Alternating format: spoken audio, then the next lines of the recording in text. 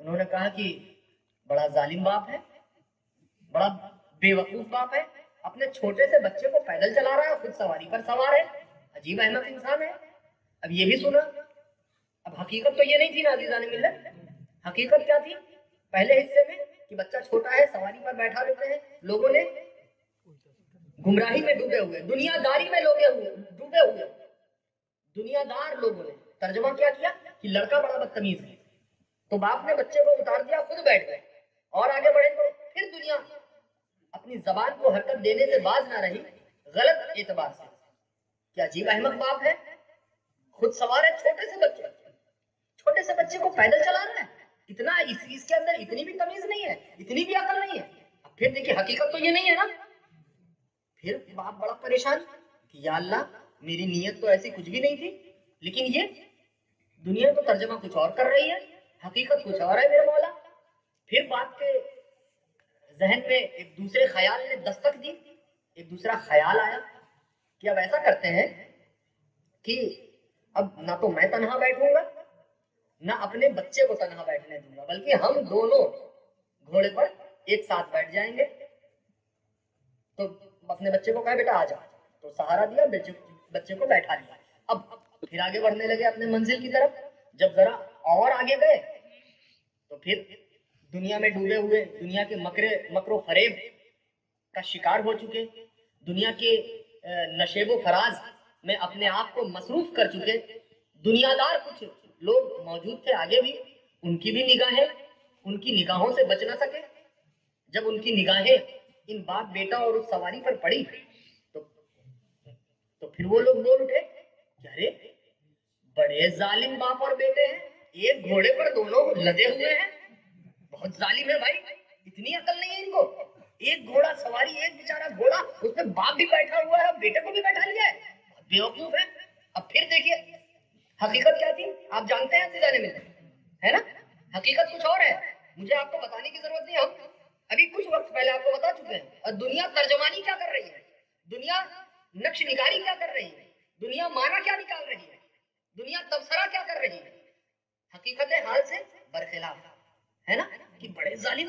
اور نیت کیا تھی کہ اب نہ میرے بیٹے کو دنیا برا بولے، نہ میرے تعلق سے دنیا غلط خیال رکھے، اس لیے چلو ہم دونوں سوار ہو جاتے ہیں۔ تو دنیا نے ظالم قرار دے دیا۔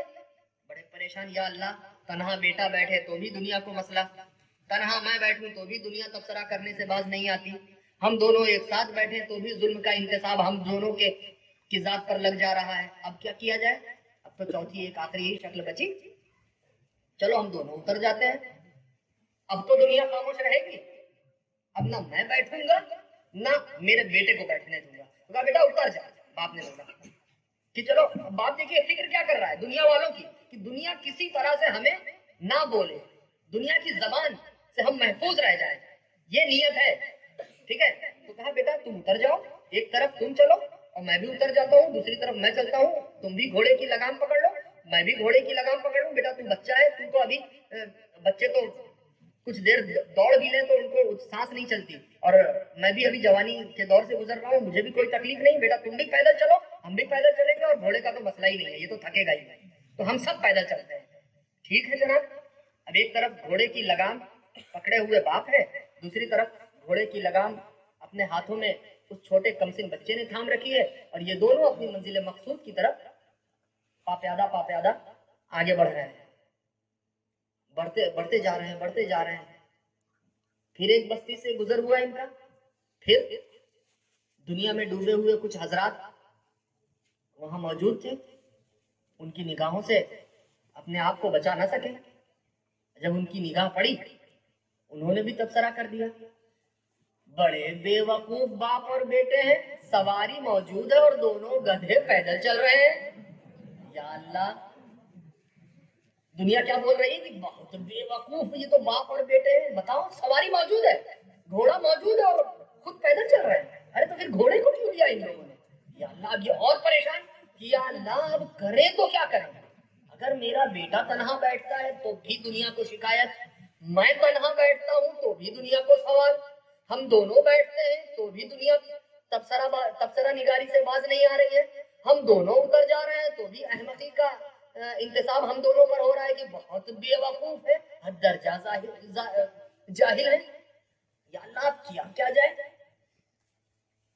تو عزیزان ملت، یہ چھوٹا سا واقعہ تھا.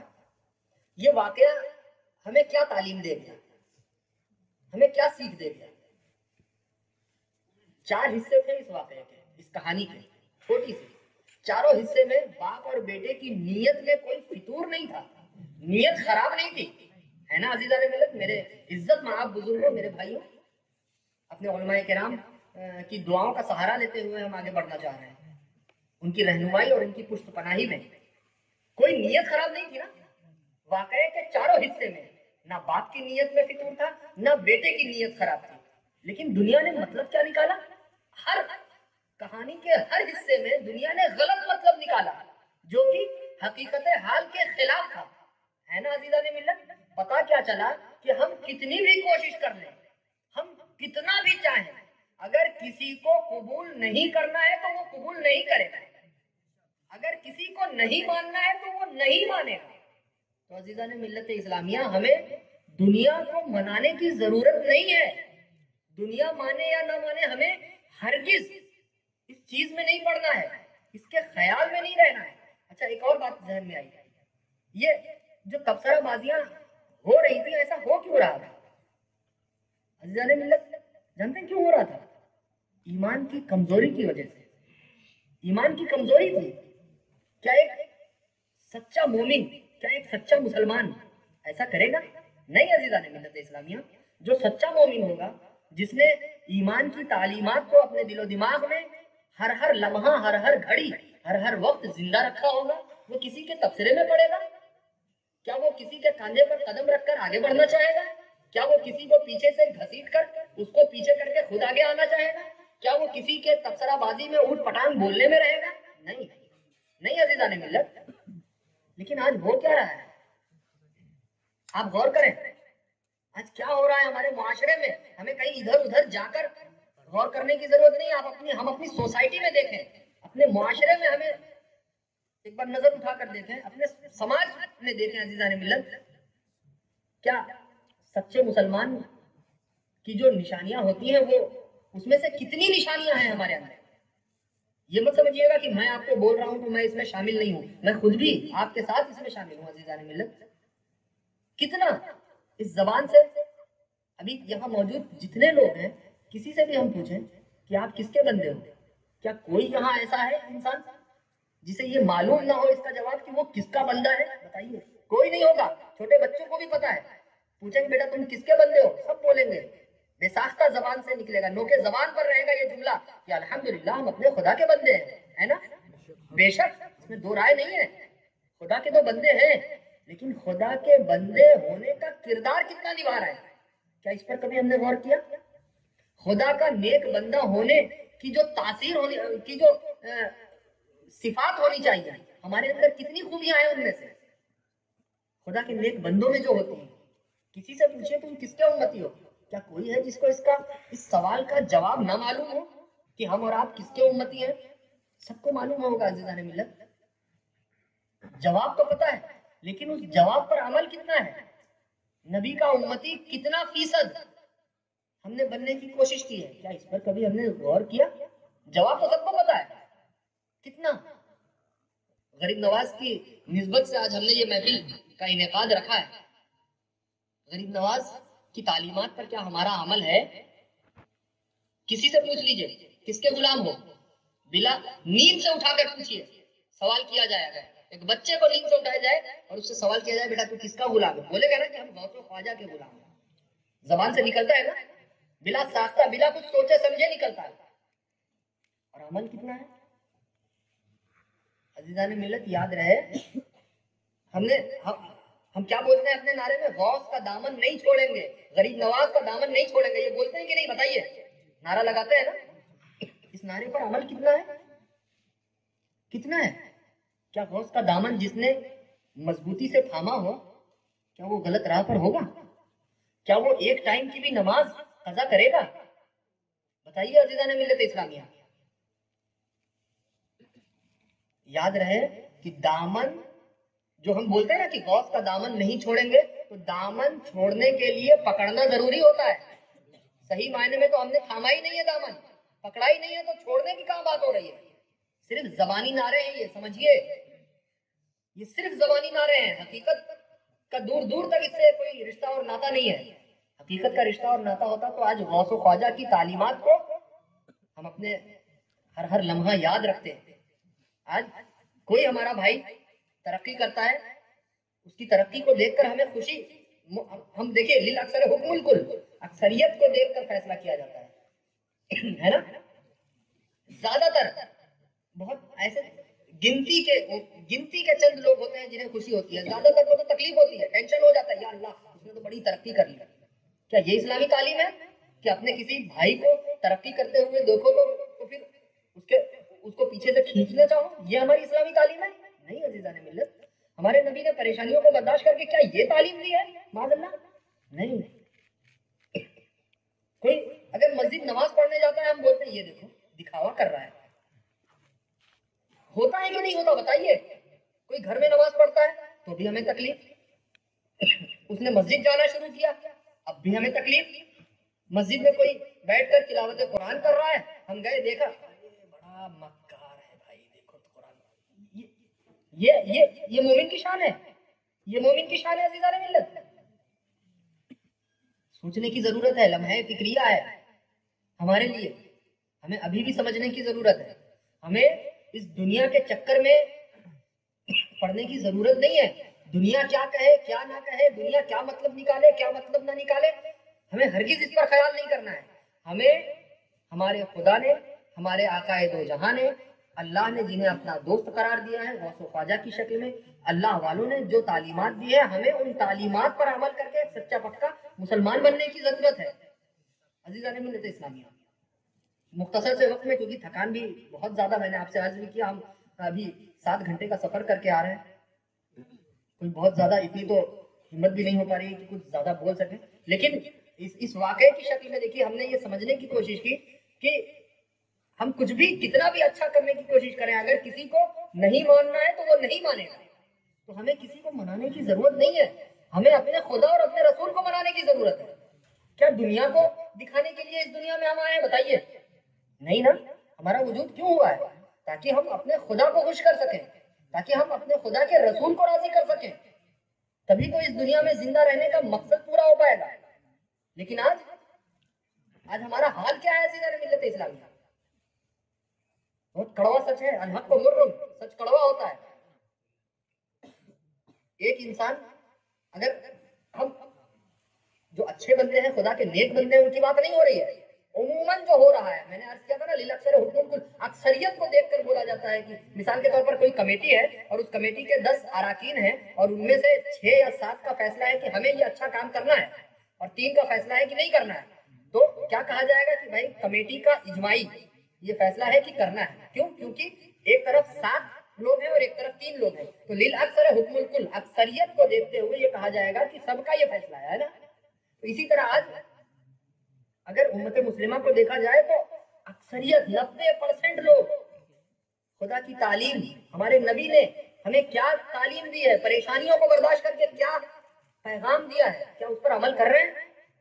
اسی لیے تو کہا جاتا ہے کہ آج امت مسلمہ ایک دم اندھیرے کی طرف بڑھ رہی ہے عزیزان ملت. تو میں یہ عرض کر رہا تھا کہ دکھاوا, آج ہمیں کسے دکھانا چاہیے سچائی کے ساتھ, اور آج ہم کسے دکھانے میں لگے ہوئے ہیں؟